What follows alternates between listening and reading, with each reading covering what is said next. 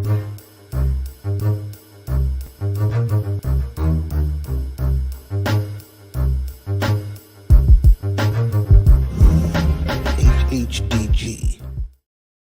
Peace, HHDG. We are on another episode of HHDG Media, the podcast.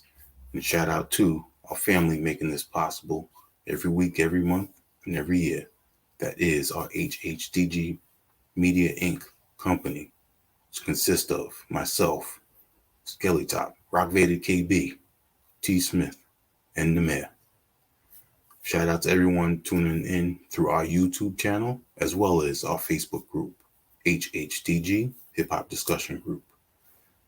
Check out our banner below with our website, hhdgmedia.com.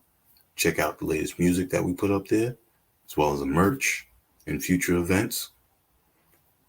And for tonight, repping the West Coast, Cali, Oregon, we got two young talents.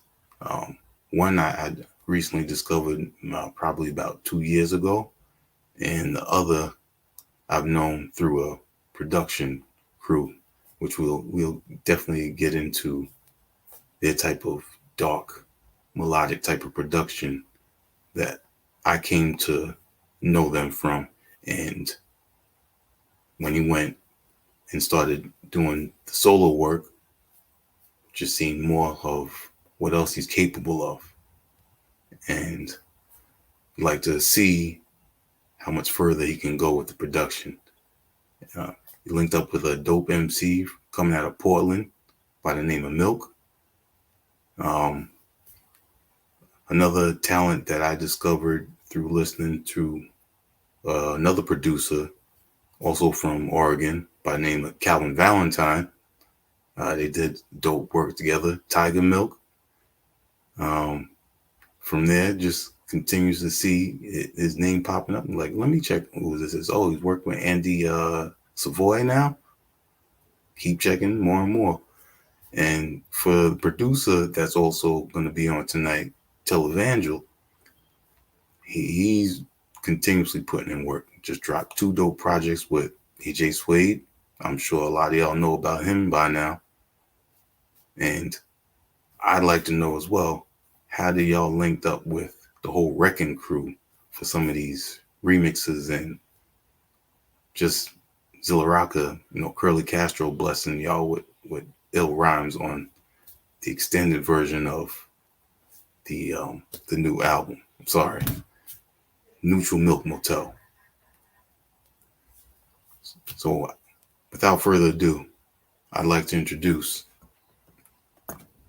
Televangel. Peace. What's up? Thanks for having me.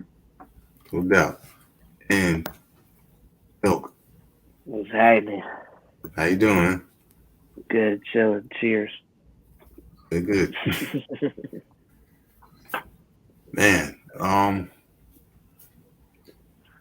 for starters, I'd like to, let the people know a little bit about your history. So, like I was saying in the intro, I found about you, Milk, through Calvin Valentine, because I already listened to some of his work with the label Mellow Music Group.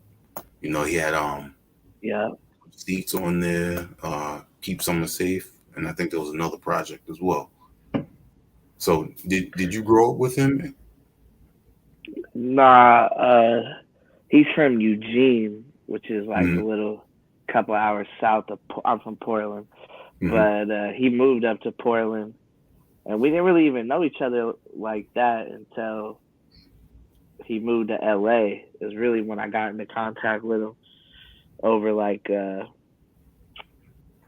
pandemic time, and he just sent me beats. I always liked his beats. Like, he worked with people I knew and stuff, and here in Portland, I always liked his beats, and I started doing my thing. Like, when the pandemic happened, I started rapping again, and then he sent me some beats, and we just made the project like that. Yep, just through the email and all that. Okay. Yeah. Now you said that you started rhyming again. What made you stop?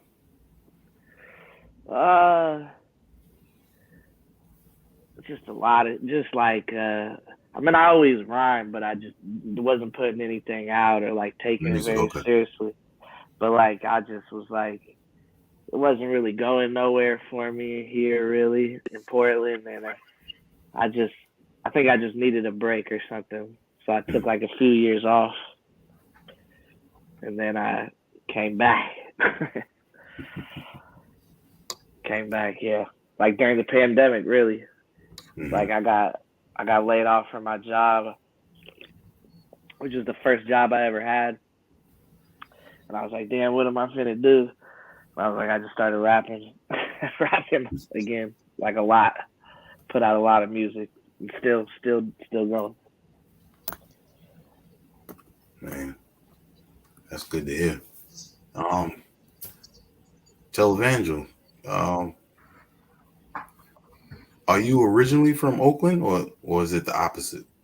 Originally from North Bay, about an hour or so from Oakland. Okay.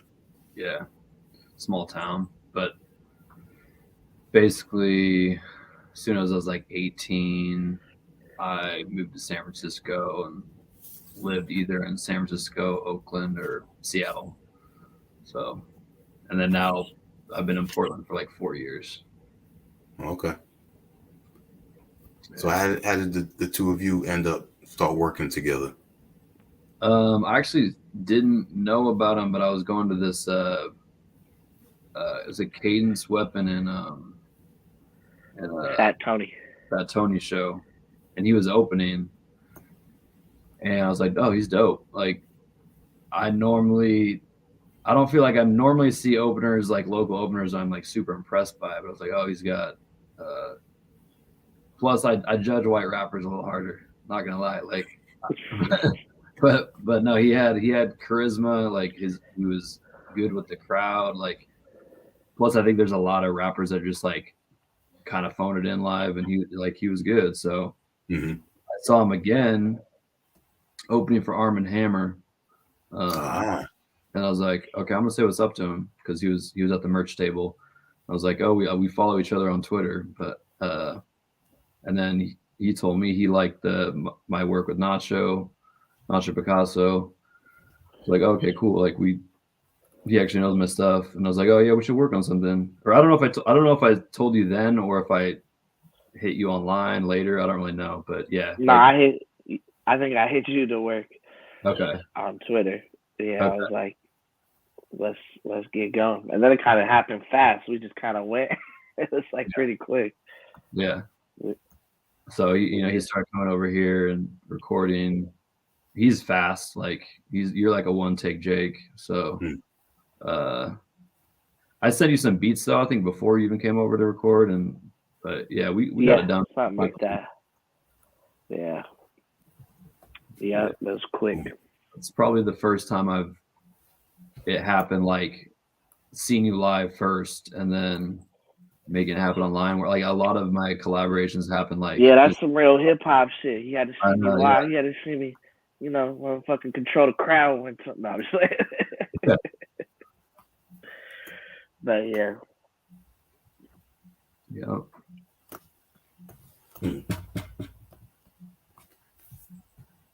Now, how about once y'all started working together? What was that initially like?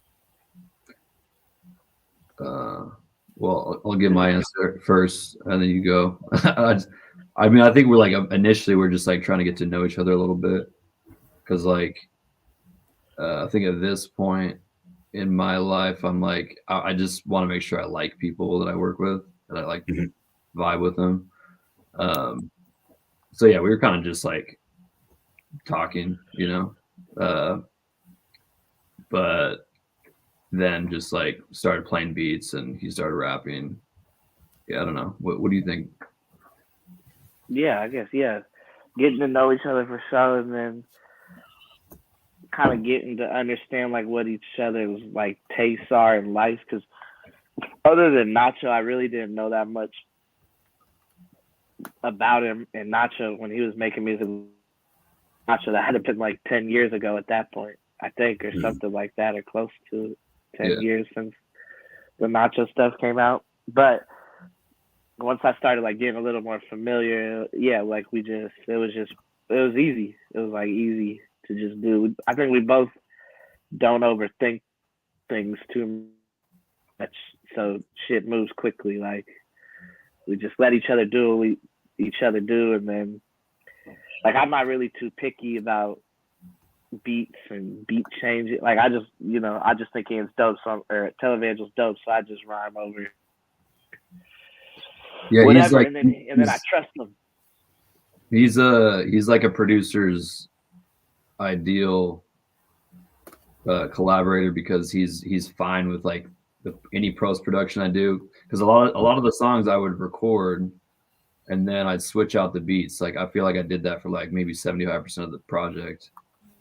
So you initially rapped on something else, and then I changed it because, like, as far as the recording process, I let you do your thing, and like I just want you to, I just want you to rap, and I don't care about your ad libs, or like I'm pretty like hands off. But then as far as like my production, I'll go back and forth like over and over. Like, do I like this enough? And I'll might switch out the beat. And Milc was always like, yeah, that's cool. I don't like you never push back on anything. You're like, nah. Well, yeah. Ian's too. Televangel is too. He's done a lot. You know what I'm saying? Like he's done a lot of work with a lot of different people. I'm not gonna be like, oh no, that's not it, bro. I don't like that. I respect what he does, and it always ends up tighter too. I always like it more whenever he switches something or whatever. So yeah, I just don't worry about it. Like if he was weak, I might be worried about it, but he's not. So you gotta trust your teammates. Absolutely, yeah. Man, you mentioned Nacho Picasso, because I recall the name because Blue Sky Black Death. I know did a lot of projects together like that. Yeah. Now that you're going by Televangel, do you feel like this is a new chapter in your life with the production and the people that you're working with? Yeah, for sure. Like I think when we broke up, well, we wouldn't really like publicly announce but it was like actually like 2014. And I just like couldn't decide how I wanted to come back out. Like if I just wanted to continue on with that legacy or like start from square one. I mean, it wouldn't totally be starting from square one because I have obviously like friends I've made and the connections I've made over these years, but in a sense, it was sort of starting from square one, like creatively wise or whatever I wanted to do. Eventually, I was like, I'm just overthinking this. I just have to put music out, and I started just like basically doing the same thing ish. Like it's not totally Blue Sky Black Death, but I can't really help who I'm influenced by or like what I'm influenced by. So I was still doing like sort of ambient instrumental stuff, sort of even electronic stuff, and still doing rap stuff, just like Blue Sky Black Death. But I felt like, well, I don't have to consult anyone else. It's 100% my decision what I want to do. So I can work with whoever I want, and I don't got to get the cosign, So in that sense, yeah, I am working with a lot of people that maybe I wouldn't have worked with when it was BSPD,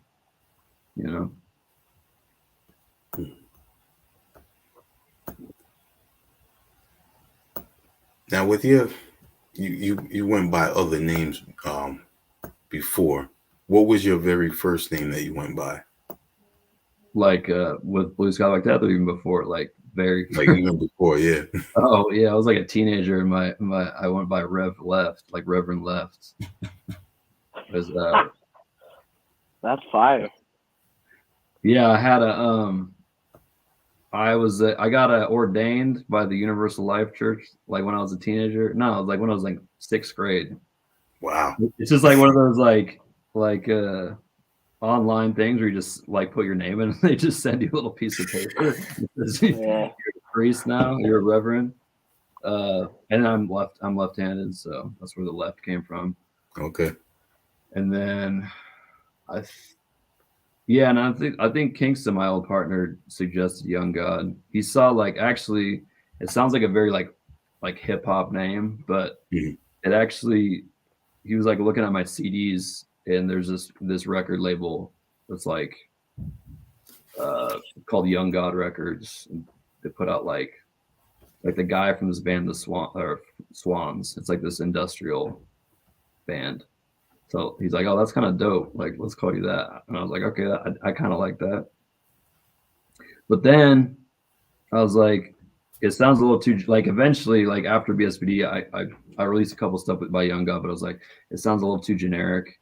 Mhm. Like, there's a lot of people that sound very similar. There's another dude that hit me up was like had the same name. He was a rapper, and he wanted me to take he wanted me to, I don't know. It was like the streaming shit was getting confused.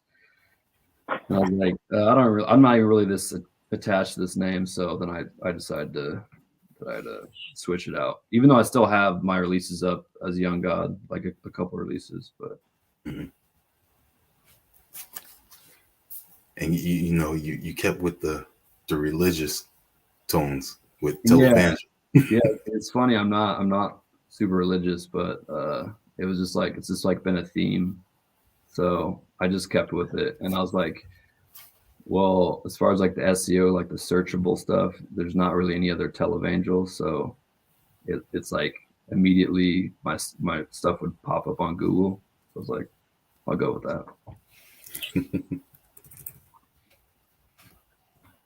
What about you, Milk? What was one of your early names? I was always Milc since I was 11. Okay.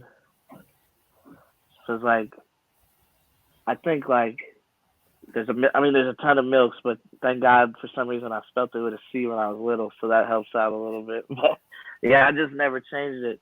I've tried to, but everybody just ends up still calling me Milk from around my way. So it's hard to. I just can't. I don't know. I'm Milk. Or you got the Blanco, that's your.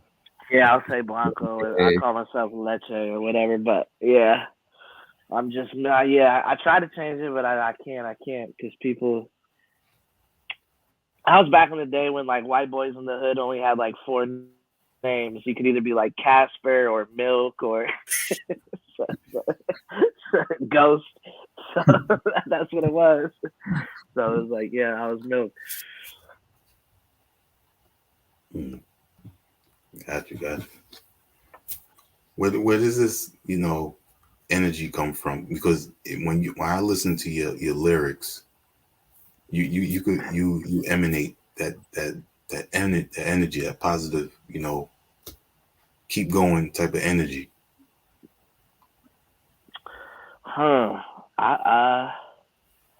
Damn. I don't know. I don't really even know if I think that about myself all the time, but I think, like I said, I quit rapping for a while, quit doing music, and it's when I look back on it now, I'm like, damn, that was hella weak. I should have just kept going. And so now, I feel like you got reloaded, recharged, and it's you just, I don't know. Yeah, I just I played basketball a lot growing up, so it's just I'm competitive, and then it's never, don't give up, now it's now I'm older, so it's just I don't know. I don't know where it comes from, honestly. I don't know. I couldn't call it. I think now you're probably hooked on the little high you get when you release a record. And it doesn't last. You need to keep going. There's that, yeah. There's that too, yeah. And it's lucky for me because I'd stay making music, so I'm fortunate enough to be able to have a lot of people to work with. So I always have one in the chamber. So so that's dope, and because it wasn't always like that. Interesting. Because like I was saying, I'm pretty sure, and I guess Televangel can vouch with that energy I was talking about. Being that you've seen him perform, it's the same way as it is on the songs. Yeah, I think his music or his personality really translates well live and vice versa, because he has like this charisma and like just kind of, you're funny with the crowd, like you know how to do crowd work. And that's another thing. I think a lot of rappers, what kind of separates me, I think, from some of the well, I don't know, maybe I'm not gonna speak on everybody, but something about me, like I already probably played a ton of shows in Portland. Like I've already, like I'm not like I didn't just like pop up on the internet one day. Like everybody in my city already knows me. Like everybody, like I've played tons of shows in and around Portland area before now, where now it's like I'm getting a little bit of internet traction or whatever. I think a lot of time these kids have never played a show before, and then they get big on the internet, and then so when you see them live, you're like, what the? He's like, you know, rapping over his doves, or like, you know, sounds messed up. He doesn't know what he's doing. He looks nervous. Never, yeah. So it's like I'm lucky in that I got a lot of practice in before anybody even knew or cared who I was. So it's really, I'm just old as hell, man. That's all it is. I just look young. Yeah, you got called like wait, someone thought you were 19 or something, but yeah, like, I was like, I'm like, fuck it. I just keep them guessing though, you know. Yeah, that's not a bad thing. Yeah, exactly. Mm-hmm. It's that Portland air. You know, speaking of the Pacific Northwest, you know, is it the whole hip hop community pretty tight knit? Like most people have, either if they're not always around each other, they know of each other. I can't speak for like the whole Northwest, but for Portland,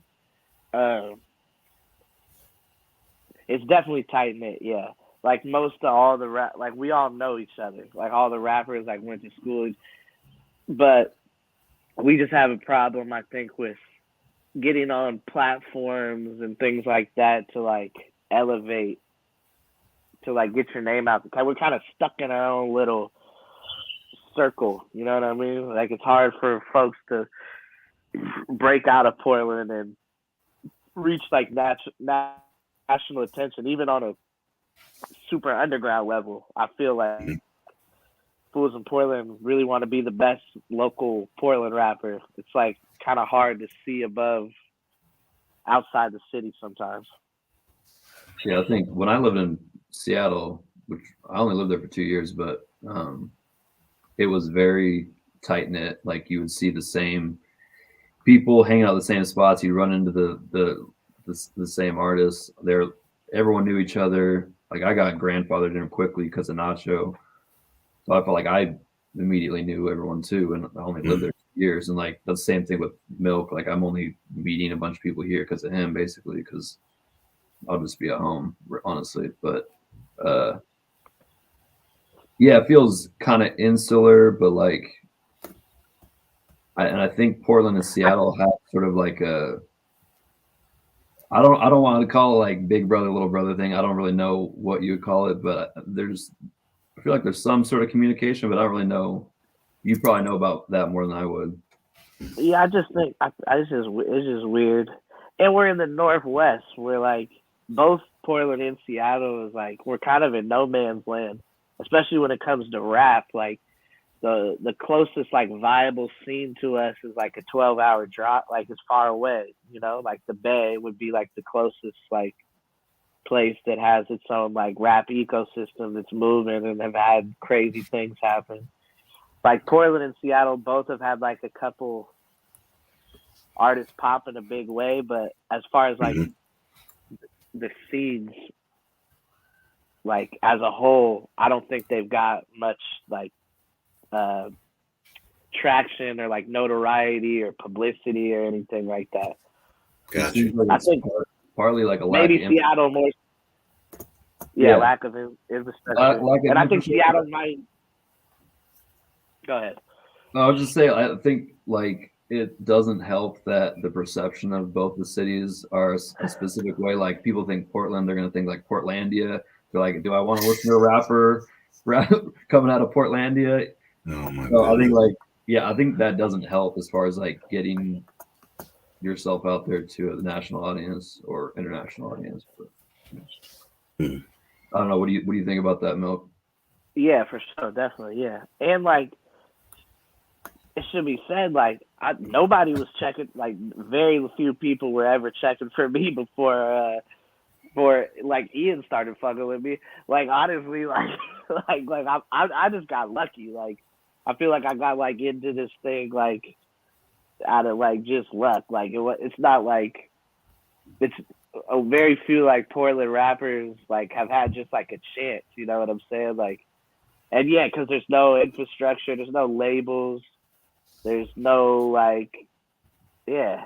And it's like Seattle, you think of grunge. Portland, you think of indie rock. It's not like Yeah, a I hip think, hop yeah, Hmm. and I vibe. think that's why it was like sort of important that we consciously thought of on this record to reach out to people outside of Portland. Like you told me, you didn't really want anyone from Portland on your record because you worked with a lot of Portland people, and like this is like Hmm. a good moment to reach out with people, Yeah, like we connected through online. And that's why we decided to get like, Def C, Wrecking Crew dudes, AJ. AJ, because, um, yeah, I think that helps, obviously, just like having that little like underground rap ecosphere help each other out. I think that's partly what's going on there. Yeah. Yeah, I Well, recall people like Othello, Omega Watts, Omega Watts. Yeah, Gray Skull, Blue Scholars. I was listening to a lot of Blue Scholars for a while. Yeah, Blue Scholars. Yeah. Life. You ever heard of Lifesavers from Portland? Yes, yes, yes. Yep. That's yeah, I like remember one. Yeah. definitely But yeah, saw for the Quantum dudes back in the day when I was like in high school. Yep. quantum. Yeah, the quantum. Yeah.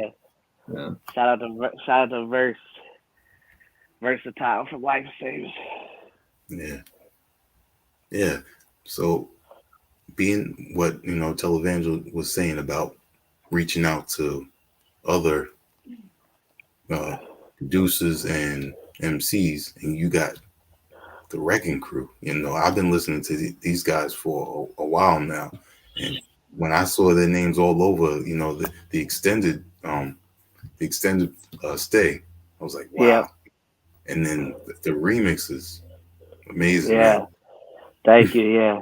I mean, What that's what? all. what oh, you said that? That's all. I mean, well, I Ian mean, kind of reached out to almost every. Like, I got a Blockhead remix, which is crazy to Yeah. me. Like, Hmm. sometimes I still think, like, what the fuck? Like, I got a Blockhead But I was lucky that Zilla Rocca was, like, one of the first people that heard this album I did called Windbreaker. He just randomly played it or randomly retweeted it. It was like, yo, this is hard. And then I think maybe he shouted it out on his Oh, podcast. call Uh, out culture. yeah, I think, and Hmm. so like that, and I think he just started putting all his homies on to me, which is again, that's just lucky. I don't know why he went and clicked on my music, but yeah, it's tight having them all on the record. I hella fucked with the Shrapnel album, uh, Metal Lung that came out in Yeah, the new one. 2022. Yeah. Yeah, and I hadn't heard the first one, but yeah, because I saw the artwork and I thought the artwork was super dope, and then I listened to it, and I just think Curly Castro is super fire to me. Like he just gets Hmm. busy, so I was like, and I was super hyped to get Shrapnel, him and Prem Rock on the extended stay album. That was fire. It's one of my favorite joints that we've ever done. yeah, that turned out crazy. Yeah. Yeah, I mean, it just helps. Obviously, like you said, with Zilla Rocket, like if one guy who I'll be right back. likes co-signs you, then that carries some weight. And And then luckily, I just I have a little bit of a resume, so reaching out to people, like most people I reached out to that I hadn't worked before or that hadn't worked with before were familiar with stuff I've done. So like the reception was pretty like enthusiastic, so it wasn't too difficult like to get these people. And I think they like heard Milk's verses and were like, okay, this kid's nice, like not just doing it as like a total favor, but this dude's good. So yeah, like we just lucky that all these talented people were in the project, because we got like Def C was really messing with Milk. I think he's really one of the top guys right now. Yeah, that shrapnel feature was crazy. I was definitely proud of that we got that going. Also, we're gonna be doing a show with them when they come out here in a few months. Yeah, that's gonna be crazy. Yeah. I guess the Prem Rock relationship happened because of the Metatron's Cube album with AJ, and then actually before we even started this album, I've like sent a pack to Prem, and he's on like several of my beats, so that aren't out yet. But so I guess like it was like I gave him some beats, so he got the shrapnel feature. I guess like we thought we owed each other, So yeah, that's dope, man. Yeah, Zilla Rocka, he's a wealth of knowledge. He'll tweet something and it's always something dope. And he sometimes his tweets are questioning, and it's like a food for thought, and then open your mind to see what else is out there. Yeah. And Curly Castro does the same thing, so salute to them. Yeah. So yeah. Yeah. And speaking of that Blockhead remix, you had Sleep Sinatra, who for a minute I was calling him Lincoln, Nebraska's best kept secret. Yeah, I know. Yeah, crazy. The only rapper I know of. Yeah, he's dope. I think that was just Twitter. I think we just followed each other, and then I fucked with something. I think I heard something. I think I just listened to a project one day that he had on Bandcamp, and I was like, oh, it'd be dope to get him. And I don't even think Ian knew him like that, but he reached out to him and he was down to get on it too. So that was tight. I think we followed each other on Twitter, but I wasn't like super deep into his discography. But obviously, if I'm gonna work with someone, I got to check him out. So I did my homework, and yeah, he's really nice. And yeah, we actually got a project coming out this year. Oh, yeah. So nice. Yeah. Yep.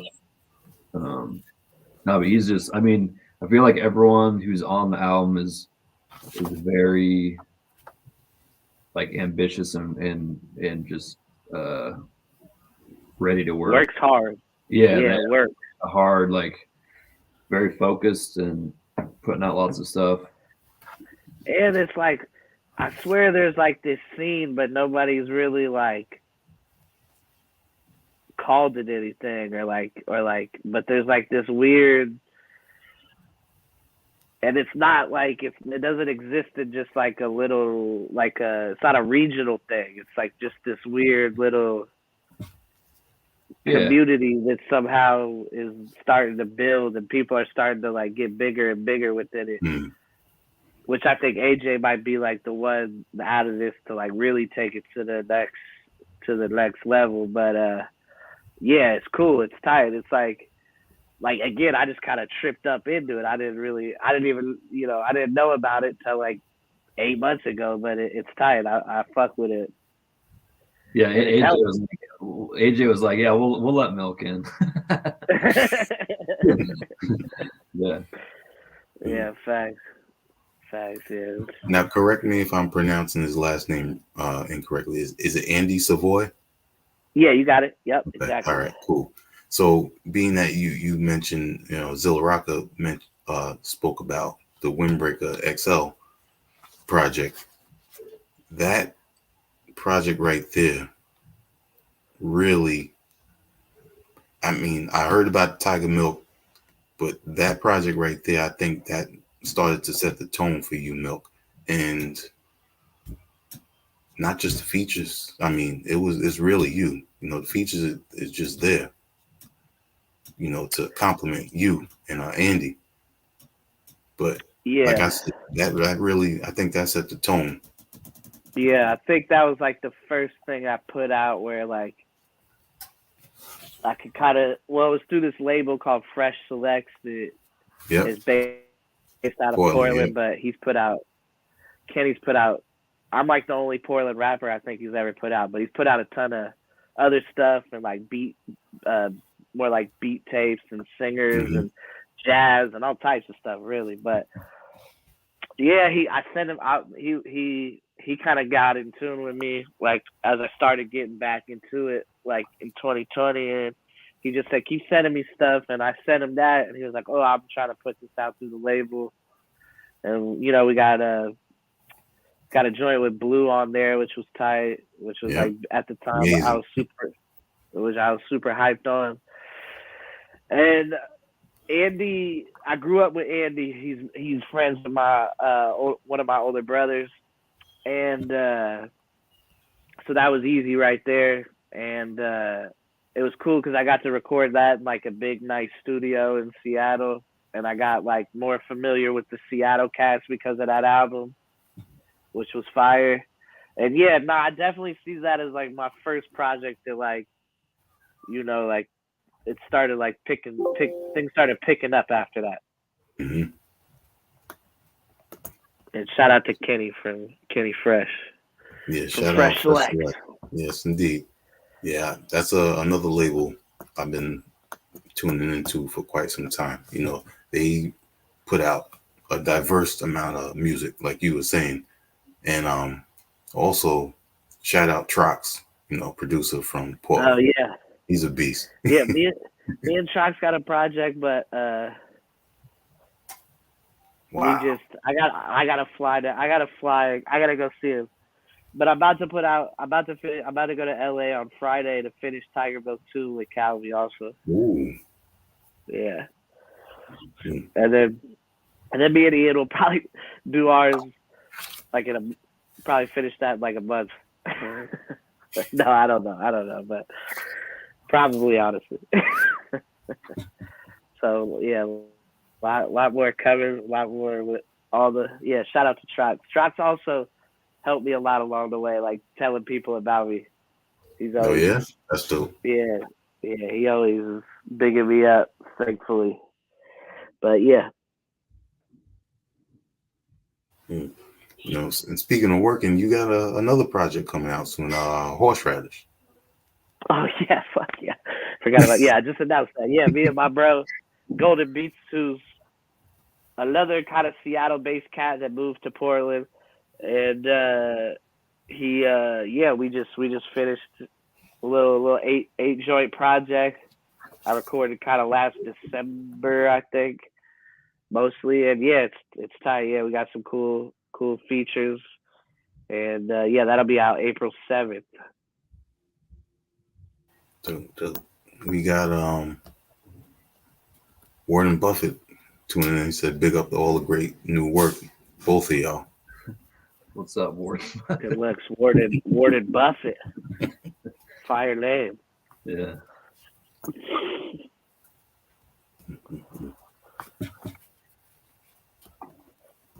Another important aspect of any project is the engineer, and I've seen the name MJC quite often from Filthy Broker Recordings. Yep. Yeah, he's been my go-to guys as far as he's not mixing it, but he's mastering. He's been mastering most of my projects the last few years. But yeah, he's dope because he's just his attention to detail is really there. And another dude that works super hard and fast. Right. Yeah, exactly. Well. Yeah. Like he mixed the because me and Golden both don't know how to mix anything. He mixed the what am I calling that? Horseradish. And yeah, he would like get everything back so quick, and then like if we had any little chat, he's just super hard and focused, and he's tight. I fucks with him. Yeah. Dope. He also had that dope Bunkhouse remix track. Yeah. Oh yeah, exactly. And he makes fire beats. Exactly. Yeah. He does his music's all over the place. So kind of like me, like he just does all types of music, and yeah, he seems to know a lot of the same people somehow. I don't really, yeah. I mean, he's been working with a lot of the Fake Four people for a long time, but then it seems like there's a lot of overlap with who knows who. Like, yeah. You know. Yeah, I definitely gotta go check more of his music. Yeah.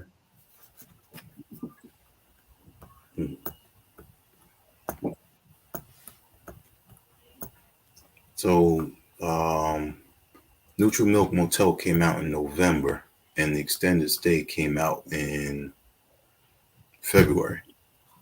When did you start working on those remixes, or did you already have most of those? No, I think I started soliciting remixers like pretty soon after we released it, right? I don't know. Like, yeah, seems like it. Yeah, probably. Yeah, we had the first couple for a while. Yeah, I feel like I had started asking people in December probably. So it's kind of crazy how fast it came together, just because it can be hard flagging people down for remixes or features, and it's like we didn't have a budget for it, because it's a remix album. It's like, but some, I guess people like the project enough to do remixes on it, and also just like I've been putting out music a long time, so your circle is always widening the longer you've been doing it. So I guess I know enough people that I felt comfortable asking them, and I always like I said, we didn't have a budget, but anytime I ask for a remix, I'm like, I got you. If you want a remix, I got you too. So not asking for any freebies or anything. Okay, dope. Now this question is for both of you. For Milk, who got you into MCing, and the same thing for Televangel, who got you into producing? Go ahead. Tell I won't say anyone got me into it. I got myself into it, but because like I grew up in a small town, so I actually didn't know that many people that were into the same music as I was. But I had one friend who we would share what we discovered on Napster. This is in the Napster days. So we were just getting really into like that early 2000s era, like underground rap stuff. And I don't know how I got Fruity Loops. It was called Fruity Loops at that time, not FL Studio, but somehow I got a copy of that. And so I was just on a lot of the hip hop forums back then, and I was like, so I just wanted to. I played guitar, and like I had a drum kit at home, but I wanted to, try beats. And they're terrible for, quite a long time. Because especially back then, like you didn't have YouTube tutorials. It was really hard to like figure it out. The barrier to entry was different back then. Like you just had to kind of trial and error it back then. So I'd like to think that, it could have gone a different way if I had all the resources back then, but whatever. Yeah, my beats were terrible for a while, but luckily I started so young that I kind of had a head start in a way. Like I probably started, Fruity Loops when I was like 14. So yeah, I feel glad of that era, because it wasn't a time where you were just releasing everything you did. There wasn't really like. Plus, if you did, that stuff doesn't even exist anymore. All those sites don't exist. So yeah, I'm just glad all that like really early terrible stuff is not there. But because I feel like now a lot of kids will start making beats and they'll release it immediately on SoundCloud before they've really figured it out. But yeah, What got me into rap. Well, I don't even know. I guess I'm the youngest, and my brothers all listen to a ton of rap music and brought different rap into the house. So that I was lucky because of that. And then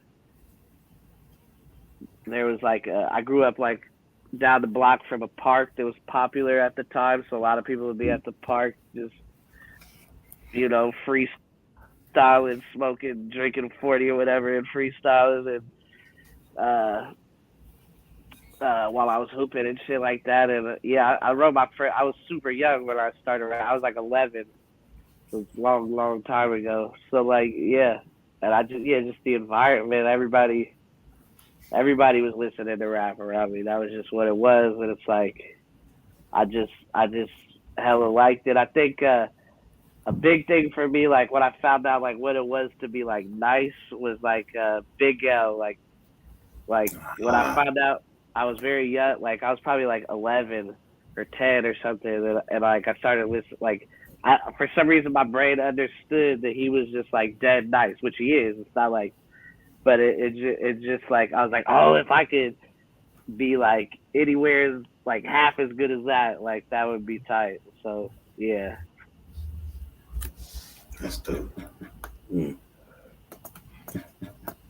Is Milc Motel your first physical release? Oh yeah, definitely by far. Okay. Yeah. Yep. First physical, first time vinyl. Yep. Dope. yeah, that's dope. I might. We might. Oh, go ahead. I was just say the guy that helped us put that out, he was he put out Exalted, the Nacho Picasso VSPD record, and he was like a blogger. Too Many Records is called. And then the last I don't know, during the pandemic, but he moved to Portland and he opened up a brick and mortar record shop. But he's still putting out records here and there, so it's like a label slash actual brick and mortar store. Yeah. Shout out to Too Many Records. Yeah. Yeah. My first physical. Yeah. Whenever I finally get my hands on it, I'll probably have a little moment. Because you know how vinyl is now. It takes forever, but when I actually see it, I'm sure I'll be pretty hyped. Yeah. Nice. For a person like me that hasn't been to Portland, where would be a place for me to go to check out hip hop?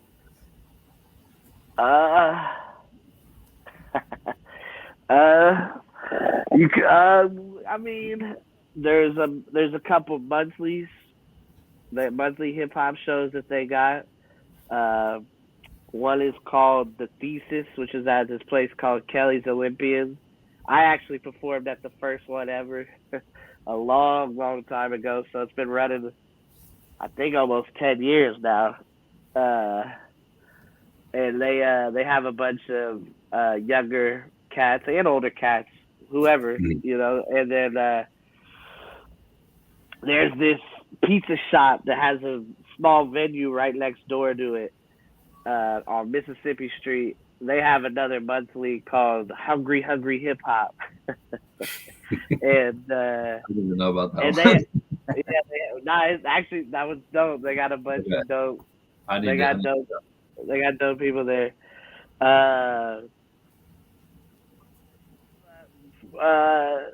Yeah, I guess that's the two off the top of my head right now. Couple monthlies, but honestly, there's not a lot of great. There should be more and more frequent local hip hop shows in the city that get supported better. So I wish I could tell you more. Yeah, I still feel like the infrastructure has a long way to go, and as far as the local press, they seem a little hot and cold on local hip hop, as far as what I can tell. Yeah, that's true. Yes, they're playing catch up, but it's okay. Yeah.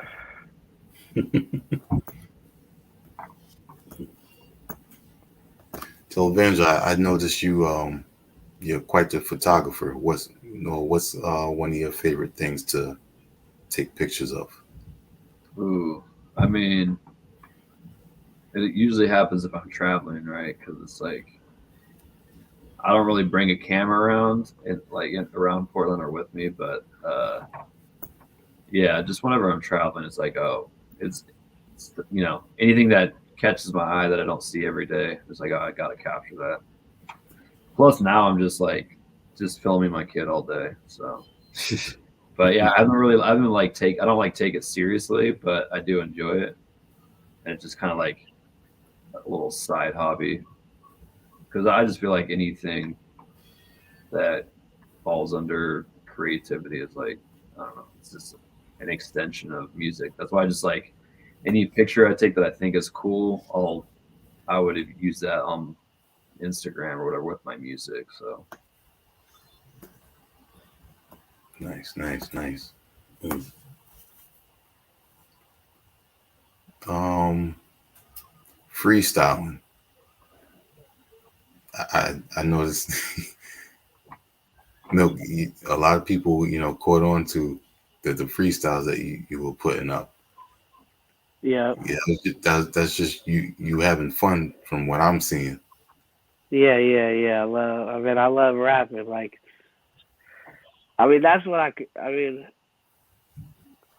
I feel like that's the only thing I can control is like with this whole music stuff, this whole journey, this whole game or whatever you want to call it. The only thing I can really control is like me rapping well. So like, uh, I gotta always do that. You know what I mean? Like, I kind of eased off on putting those videos out because I was like, man, this is too much, too many free darts right here. They gotta start. They gotta start paying for this. They gotta go hit the band camp one time or something to get it. Yeah, no, that's fun for me, and it's easy. Like I write, I sit like I can just sit and write rhymes all day and make myself laugh. Like that's just my shit right there. Honestly, like have have Sports Center on mute and have a beat playing and just write. Like that's Okay. like probably me at my best.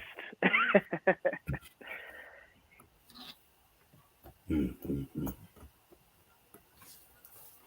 Being that the two of you have had experience, with the music industry, and what would you, what would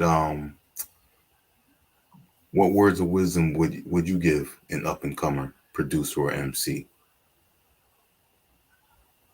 Go ahead. oh man, I feel like mine is it's not going to be universal because I'm not going to tell people don't aspire to like work with majors, but like I'm very much anti major label. And I just feel like it's more important to build your own sound.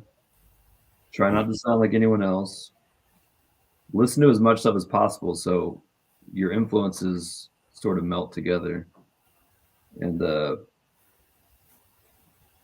just find a community first that you can share music with and try to grow it. Or that can look like in person or online. But I just think the passion has to be there first, and don't be overly focused on like getting heard by the right people at first. Like if Mm-hmm. you're putting in work and you have something that stands out, eventually it'll start growing. People will hear it, and it might not be. You don't. You only need 100 100 hyper dedicated fans to start something. You know. Very true. Yeah. Yeah, I'll just piggyback off that. Like, as far as like rapping, like, just make sure you got, something to say and make sure you really care about like rapping. Like, people like to shit on rappers all day. You read Twitter, you're like, oh, these rappers, but you know, some of the illest people I've ever met have been rappers. You know, so it's like some of the illest people ever walked the face of the earth has been rappers. Ghostface Killer might be the illest human being that's ever walked on the face of earth. Maybe, I don't know. I mean, so it's like, you know, have some pride in that. Take some pride in it. You know, like make sure you care about the craft. And I'm not saying that can mean a lot of different. You can interpret that how you want to interpret that, but just make sure you care about, you know, what you're doing, what you're writing, what you're saying. And if you do that, and you work hard, and that shit it'll come to you. Like, you don't have to stress yourself out thinking about I gotta make this TikTok, or I gotta do whatever bullshit, goofy shit. I gotta rap while I'm making eggs or some goofy shit. No, you can just be nice, and if you work hard and you're not like a shitty person, it'll get to you. And your time might not be right this second, but if you keep going, I promise you, the universe it'll get back to you. You know, the hip hop gods will bless you eventually. Yeah. And you know that might not mean you Drake or some weird shit or whoever, you know, but maybe it means you can have you can pay your rent, you know, you can pay a bill, you know what I'm saying? Like, that's off English, off putting English together. I say to my homies all the time, like, anytime I pay a bill off music, I'm like, bro, all I did was put a couple words, you know what I mean? I bend English to my will to pay my rent. So it's like that's crazy. That's, you know, that's not a normal thing. So, you know, just be happy and like take it seriously. Rap means something, man. This rapping shit, like I said, I like to bastardize it and, you know, fuck it up because there's a bunch of goofy ass people out there profiting off of it. But for real, I swear, some of the illest human beings that ever walked on the face of the earth were rappers. There, I said my piece. There you go. Cool. The label Fake 4 has been great for you, Televangel. What is it? I think you got maybe like 5 projects released through there? Something like that. Yeah. Yeah, no, I mean, they're like the family, because I've known Chesky since I was a teenager. He was actually probably like my first or second production credit on one of his old albums. So he started that label, maybe like 2010, 2009. I'm somewhere around there. So, yeah, you know, after BSPD, we had like a bad experience with Baby Grand, so we were kind of like looking. Everybody has. Yeah, I know. Everyone. So we were looking for a new home, and I was like, I just, you know, they're a small label at the time, but it was built on trust, so I've always felt comfortable there. That's still how it is. It's just like, it's always been handshake deals, but it's just, I trust Chesky like with my life, so it's just always been really comfortable. And yeah, shout out to Fake 4. I mean, they've been a lifeline for sure. Definitely. I only have a few more questions, but one that I like to ask, whether it be Neutral Milk Motel or the extended stay, what's something that the two of you know that us fans might not know in the process of these 2 albums? Ooh. I mean, I think the tight thing about it is we're in the same room the whole time. You know, there was no, like, we recorded the whole thing at Ian's. That's tight. Right here. Yeah. Right there. Yeah. I can't even really remember recording that album though. I mean, It was just fast. I don't. it was a few sessions, and it was like, yeah. I mean, you're kind of a one take Jake, so it Yeah, was. it was a quick. Uh, what was one thing? I don't know. Maybe there was like a feature that we fucked up, or like that we were trying to. I don't know. I don't even know. No. I think everybody knows everything. The good part is that the main thing is that he redid a lot of the beats. So a Yeah. lot of the beats are different from what I recorded. And Most yeah, of- we got. And the tight thing is like all my recording was done right there at Ian's. So a lot of projects don't get made like that anymore because people are in different places. But Mhm. again, it's tight that Ian's in Portland. Okay. I'm trying to think of anything else. No, that's I can't. Yeah, that's all I got. yeah. Hard for me to think on that.